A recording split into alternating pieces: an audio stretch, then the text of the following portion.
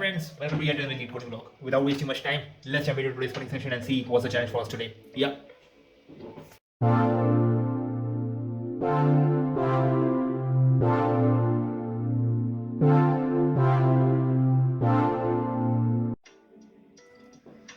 Hi friends, I am back from my coding session. और जो आज का क्वेश्चन था, मतलब लग गया टाइम भाई आज का क्वेश्चन करने में, तो 20-25 मिनट खर्च हो गए समझने में भी।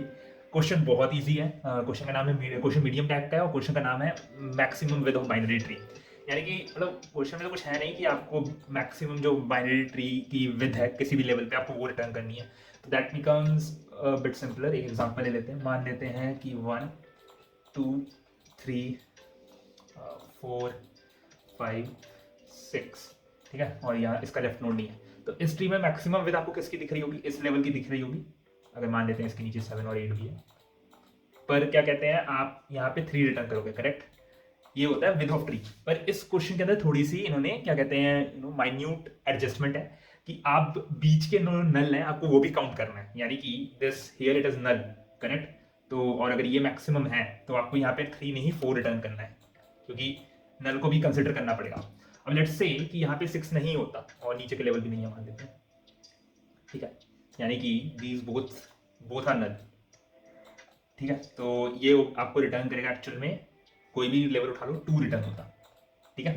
तो ये क्वेश्चन का मतलब है। यानी कि अगर इधर कोई वैल्यू होती इस नोड में और ये राइट नोड नल होता तब ये 3 रिटर्न होता, ना कि 4। पर अगर ये नल है, ये वाला, ठीक है, जिसको मैं हाईलाइट कर रहा हूँ, ये नल है और यहाँ पे कोई वैल्यू होती तब आप आंसर रिटर्न करते 4। तो उम्मीद करता हूँ आपको समझ आ गया होगा। बेसिकली इस क्वेश्चन का विड्थ जो आपको निकालनी है, इसमें आपको नल्स को भी कंसिडर करना है कि जो बीच के जो नल्स हैं वो अगर फिल्ड हैं, मतलब अगर वो भी एम्प्टी हैं और लेकिन कोई राइट में एग्जिस्ट करता है उसके बाद एलिमेंट, तो उसको भी आप नल्स को काउंट करना है बेसिकली। तो ये थोड़ा वो कंप्लीट बाइनरी ट्री की तरफ मेरे को थोड़ा क्वेश्चन इंक्लाइंड लग रहा था कि कहीं ना कहीं, क्योंकि राइट के ऊपर काफी डिपेंड करता है, जो क्योंकि लास्ट राइट जो आपको मिलेगा वहां से आप कंसिडर कर सकते हो कि लेफ्ट कंसिडर लेने हैं। जैसे एक एग्जांपल ले लेते हैं बाइनरी ट्री का और समझने के लिए बेटर। 3 4 5 6 7 8 और यहाँ पे ले लेते हैं 9, ठीक है। तो जैसे इस क्वेश्चन में इसका विड्थ 1 है, इसकी विड्थ 2 है, इसकी विड्थ 4 है, और इस वाले लेवल की विड्थ इस क्वेश्चन के हिसाब से 1 2 3 4 5 6 है। समझ रहे हो?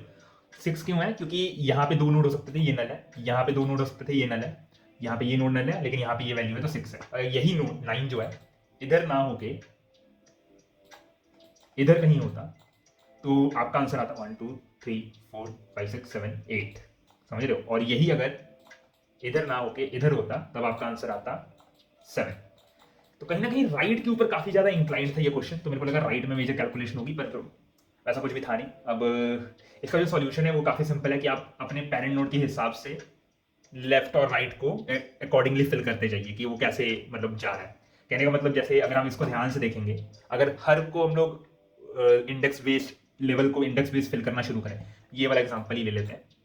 अगर इसको इंडेक्स बेस्ड फिल करना आप शुरू करोगे तो आपको दिखेगा ये 0th इंडेक्स है। अब इसके नीचे जितने भी सारे इंडेक्स हैं हम लोग 1 से फिल करना शुरू करेंगे। तो ये 1 और 2 है, ये 1 पे है, ये 2 पे है, यहाँ पे नल है, करेक्ट, और ये 3 है, मतलब ये 3 है नल वाला, और ये 4 है, करेक्ट। आप समझ रहे हो? तो आपको कहीं ना कहीं पता लग जा रहा है, आपको कुछ करना नहीं है। ये जो फिलिंग हो रही है ट्री की, ये तो हम लोग कर ही सकते हैं। ये कैसे कर सकते हैं? ये कुछ है नहीं कि जब आप 1 से 3 की तरफ जा रहे हैं, यानी कि लेफ्ट में जा रहे हैं, तब आप 2 इंटू 2 प्लस 1, जब आप 1 से राइट में जा रहे हैं तो दैट इज नथिंग बट कहीं ना कहीं, सॉरी, मतलब पहले वाले का index 2 into 0 plus 1, 2 into 0 plus 2 कर लें, करेक्ट। तो आपको मिलेगा यहाँ से 1 और 2, ऐसे फिल हो जाएगा। जैसे कि अब जब 3 से 5 की तरफ जाने, तो क्योंकि 3 पहला नोड है, करेक्ट, 3 पहला नोड है, तो ये भी हम लोग वही कर सकते हैं। 2 इंटू 0 प्लस 1 इक्वल टू 1, उसके लिए 2 इंटू 0 प्लस 2 2, ऐसे ही 2 इंटू, अब जब ये आएगा, ये क्योंकि पहला नोड होगा उसके हिसाब से, correct, 2 into 1 plus 1 equal to 3, तो ये नल की वैल्यू 3 असाइन हो जाएगी उसको। वैसे 2 इंटू 1 प्लस 2 उसको 4 असाइन हो जाएगा, करेक्ट। इस हिसाब से हम लोग कहीं ना कहीं फिल कर सकते हैं। अब आप बोलोगे ये कैसे करें फिर? मतलब ये हम लोग BFS करते वक्त कर सकते हैं। तो अब ये उम्मीद करता हूँ आपको समझ आ गया होगा। और जो आंसर है वो आंसर कैसे मिलेगा? हर लेवल पे आप क्या करो ना कि क्या कहते हैं अपने, क्योंकि हम लोगों ने सोच लिया ऑलरेडी कि हम लोग हर लेवल पे हम लोग क्या करेंगे, उसका इंडेक्स उस नोड का और उसका इंडेक्स डालेंगे। तो आप हर वक्त अपना आंसर कैलकुलेट करने के लिए अपना इंडेक्स माइनस स्टार्ट जो इंडेक्स मिला था आप वो कर सकते हो। यानी कि क्यू का जो स्टार्टिंग एलिमेंट, अगर बीएफएस कर रहे हो तो ये क्यू का फर्स्ट एलिमेंट होगा, करेक्ट, और ये क्यू का लास्ट एलिमेंट होगा कहीं ना कहीं। तो आप last element minus first element करोगे और अगर मैक्स करने की कोशिश करोगे तो आपको आंसर मिल जाना चाहिए। तो उसके ऊपर हमारा ये पूरा सॉल्यूशन बेस्ड है। अब ये वॉक थ्रू करके देख लेते हैं क्योंकि मेरे को लग रहा है उसमें थोड़ा समझाना ज़्यादा ईजी है। हाँ, तो इस क्वेश्चन के अंदर यही है, तो ये थोड़ा सा ट्रिकी तो लगा मेरे को ये क्वेश्चन। तो वही, अगर रूट एग्जिस्ट नहीं करता तो आप जीरो रिटर्न कर दोगे।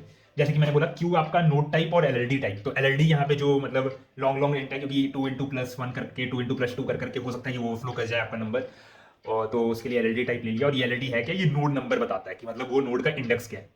एक लेवल रख लिया, लेवल अगर आपको ट्रैक करना है, हालांकि इस क्वेश्चन में लेवल की जरूरत नहीं है। विद हमारा आंसर है जो कि अपडेट होगा जब भी हम लोग हर लेवल को प्रोसेस कर रहे होंगे, क्योंकि हर लेवल के लिए ही बेसिकली हम लोग आंसर फाइंड आउट करने की कोशिश करेंगे। तो साइज पहले निकाल लिया है। स्टार्ट नोड जैसे कि मैंने बोला था, स्टार्टिंग नोड जैसे इसका मतलब आपका, जैसे इसके अंदर 1 स्टोर है और इसके अंदर 2 स्टोर है, करेक्ट, और ये 0 है। तो क्यू का फ्रंट का सेकंड वैल्यू जो कि 1 स्टोर करके रखेगा, क्यू का लास्ट एलिमेंट जो कि 2 है उसका जो इंडेक्स मतलब है वो भी 2 करके स्टोर रखा है। आंसर क्या होगा, आंसर होगा 2 माइनस 1, क्योंकि हमने 1 इंडेक्स बेस किया तो एक 1 ऐड करना पड़ेगा। तो अभी की विद मेरे को मिल रही है 2, तो मेरा आंसर अपडेट हो गया विद का 2। अब आप आइटरेट करोगे नंबर ऑफ एलिमेंट जितने भी आपके क्यू के अंदर। सबसे पहले पहला एलिमेंट निकालोगे, निकाल लिया, 3 निकलेगा। निकलेगा क्या, निकलेगा 3, 1, ये आपके नोड में से निकलेगा बेसिकली, जहाँ पे 3 नोड वैल्यू नोड है और 1 आपका इंडेक्स है। आप क्या करोगे, कैलकुलेट करोगे नोड फैक्टर।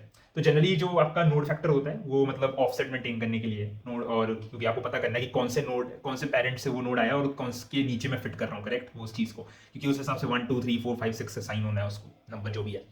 तो जैसे यहाँ पे, और जनरली स्टार्ट नोड जो है वो वन ही रहेगा हमेशा, हमें खाली राइट नोड की वैल्यू ही चेंज होती है।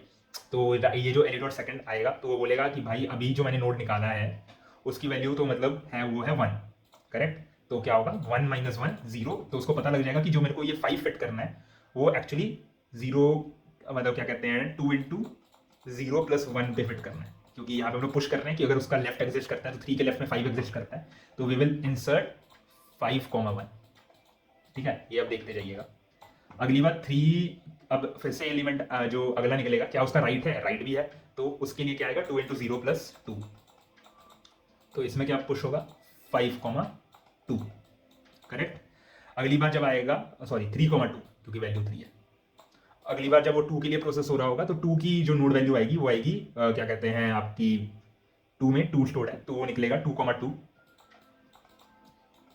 ठीक है, ऑफसेट मेंटेन, ऑफसेट एडजस्ट करेंगे स्टार्ट के साथ, वो तो वो हो जाएगा 2 माइनस 1 1। तो उसके बाद ये नल है तो नल के लिए तो कुछ इंसर्ट कर नहीं रहे, तो लेकिन राइट है तो 9 इंसर्ट होगा, लेकिन 9 के लिए जो वैल्यू इंसर्ट होगी वो होगी 2 इंटू 1 प्लस 2, दैट इज 4। अब जब आप फिर से पूरा डी क्यू कर रहे होगे तो 5, 1 प्रोसेस हो जाएगा, आपका आंसर अपडेट होगा 1 माइनस क्या कहते हैं स्टार्ट करके 1 0, लेकिन ये आपके विद से लेस देन होगा क्योंकि आपका विद अभी तक 2 है तो अपडेट हुआ होगा नहीं। मैक्स ऑफ 2, 0 इज 2 ओनली, फिर आपका प्लस 1 रहेगा, सॉरी, तो 2 max of 2, 1 is equal to 2 only. Max फिर आएगा ये, तो फिर से होगा मैक्स ऑफ 2, 2 2 ही रह जाएगा, 3 है नहीं, आएगा ये, तो बोलेगा भाई 4 माइनस क्या कहते हैं, हाँ अभी तक का मेरा क्या कहते हैं स्टार्ट नोड है 1, तो और इसकी वैल्यू है 4, तो आएगा 4 माइनस 1 प्लस 1 दैट बिकम्स 4।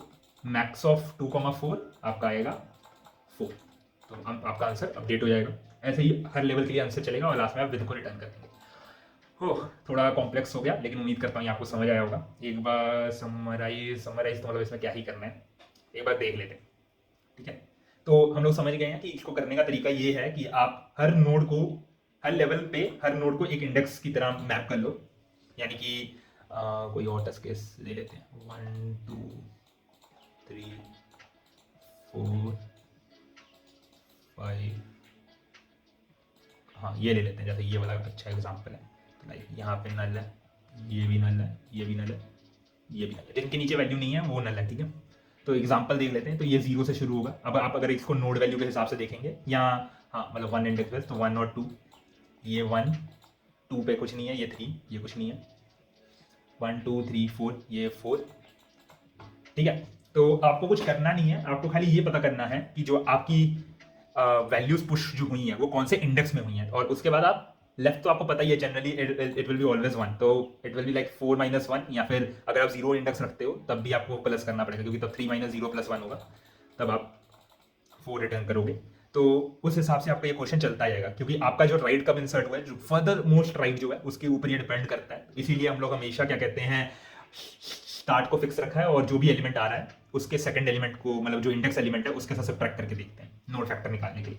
और हर जगह हर लेवल पे आप 2 इंटू जो भी नोड फैक्टर आपको मिला है, क्योंकि नोड फैक्टर से आपको ये पता लगता है कि कौन से पेरेंट नोड के नीचे वो नोड एडजस्ट होना है, ठीक है। तो वो एडजस्ट, ये जो लाइन है बहुत इंपॉर्टेंट है कि कौन से पेरेंट के नीचे उस नोड को ऐड होना है, वो पता लगता है आपको नोड फैक्टर से। तो 2 इंटू नोड फैक्टर प्लस 1 और 2 into node factor plus 2 right के लिए, और 2 into node factor plus 1 left के लिए करके आप एडजस्ट करके नोड ऐड करते जाइए। हर लेवल पे आप ये फाइंड करिए कि क्या कहते हैं, मतलब जब भी आपका क्यू का फर्स्ट एलिमेंट और क्यू का लास्ट एलिमेंट क्या है, उनका जो इंडेक्स है उनको माइनस करोगे, तब आपको बेसिकली एक विद पता लगेगी कि इस नोड पे कितने विद है, और उसके हिसाब से आप अपना आंसर अपडेट करिए।